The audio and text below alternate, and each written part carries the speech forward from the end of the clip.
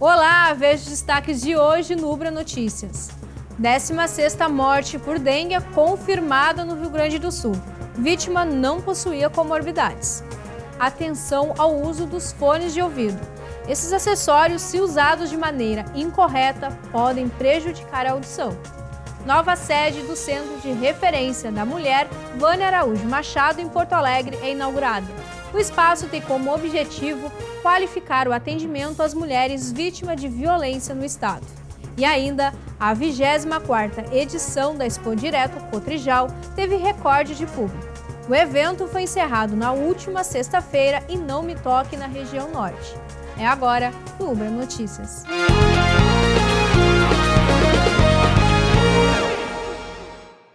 A 16ª morte por dengue no Rio Grande do Sul foi confirmada pelo Centro Estadual de Vigilância em Saúde.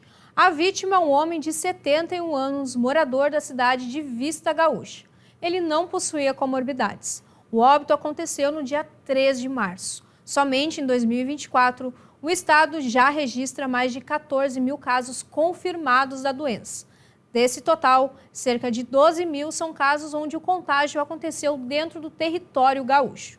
Os órgãos de saúde orientam que a população procure atendimento médico logo nos primeiros sintomas. Assim, é possível evitar o agravamento da dengue e uma provável evolução para o óbito. O uso de repelente é recomendado para maior proteção individual.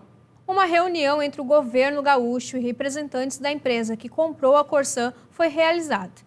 No encontro foram destacados mais de 1,7 bilhões de reais em investimentos. Leiloado em dezembro de 2022, a Corsã deve receber mais de 1 bilhão e 700 milhões de reais em investimentos e mais 600 milhões em outorgas aos municípios. Esses números foram divulgados durante uma reunião entre o governo do Rio Grande do Sul e a empresa Aegea. No encontro, também foi realizado o pagamento de mais de 4 bilhões de reais a respeito das ações leiloadas pelo governo gaúcho. Apesar da empresa ter assumido oficialmente a Corsã, somente em julho do ano passado, já foram feitas 356 entregas em todo o território do estado.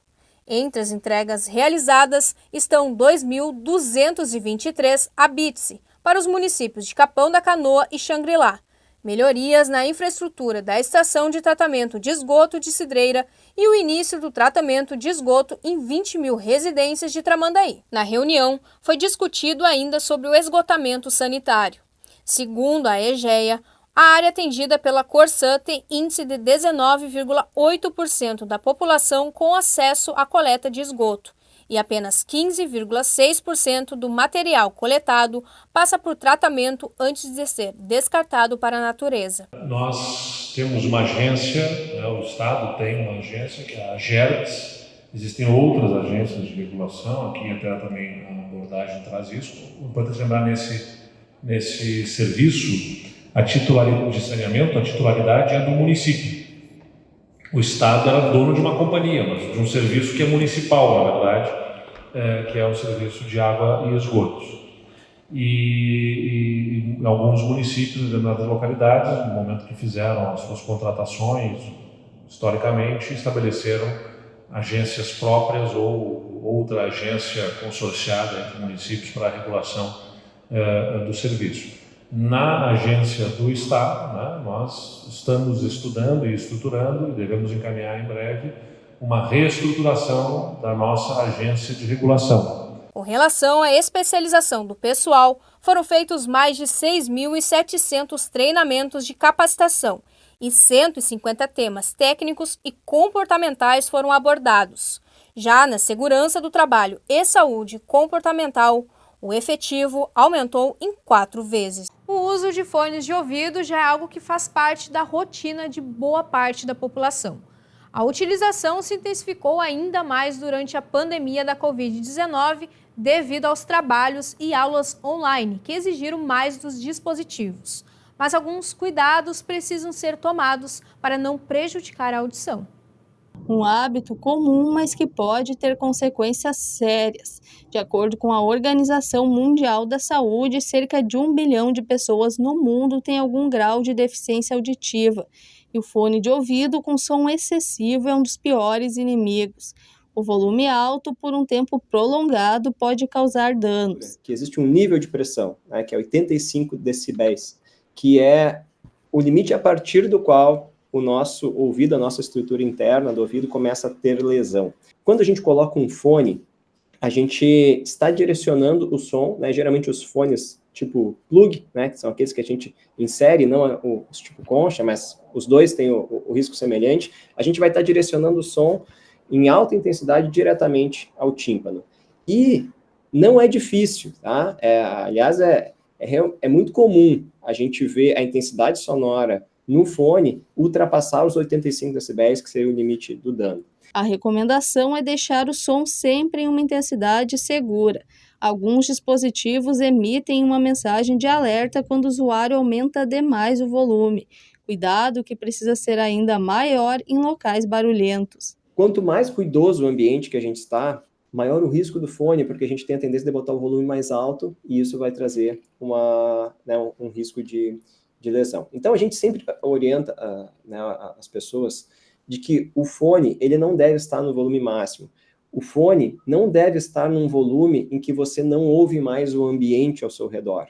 Isso é sinal de que a intensidade ultrapassou o limite do desejável. A estrutura auditiva, a estrutura neural, né, ela tem essa sensibilidade ao som e assim como a nossa pele, né, tem uma sensibilidade, se a gente fizer uma pressão muito forte, a gente vai cortar a pele, ou se a gente se expuser a um calor muito intenso, vai queimar, o nosso ouvido também, se for exposto a uma pressão sonora, né, isso é o volume do som, né, muito intenso, ele vai ter lesão. Um dado divulgado pela OMS aponta que 1/4 da população mundial vai ter algum grau de perda auditiva até 2050, situação que pode ser amenizada evitando exposição em locais barulhentos ou fone de ouvido alto. Se a gente pegar uma intensidade lá, vamos subir dos 85, passar para torno de 100, 115, que é o som que a gente observaria, por exemplo, numa boate, numa festa, né, com música, com som, vai ter aproximadamente 100 a 110 decibéis.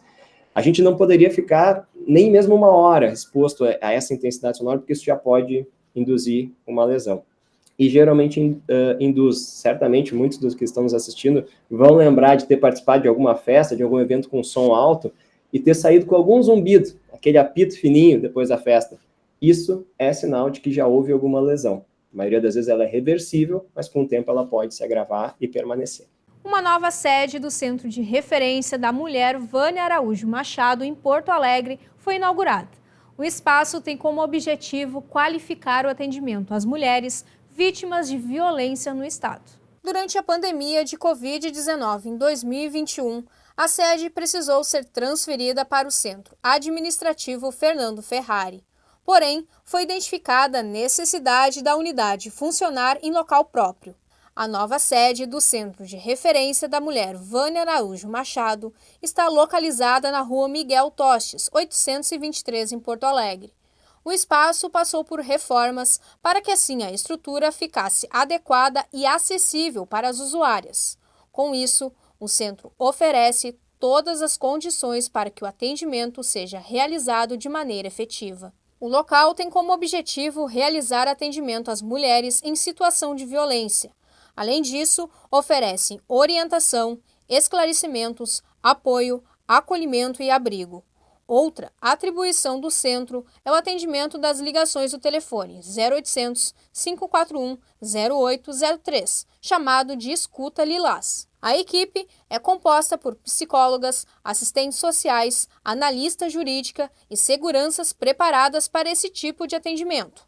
Já a estrutura conta com salas de atendimento, de espera e de teleconferência para realizar contatos com os municípios e também treinamento e atendimentos à distância. Com a entrega da nova sede do Centro de Referência, também foi divulgada a nova identidade visual do ônibus Lilás.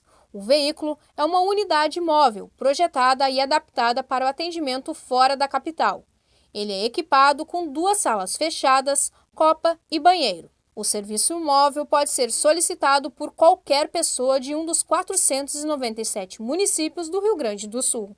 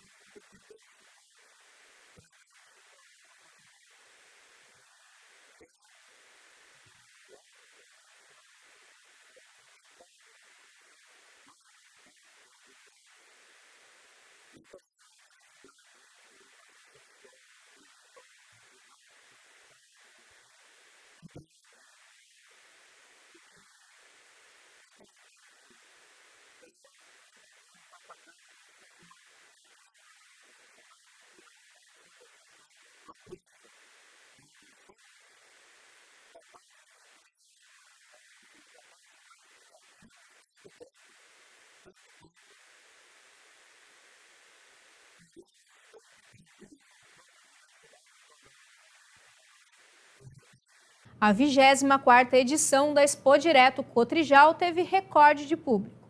O evento foi encerrado na última sexta-feira em Não Me Toque, na região norte.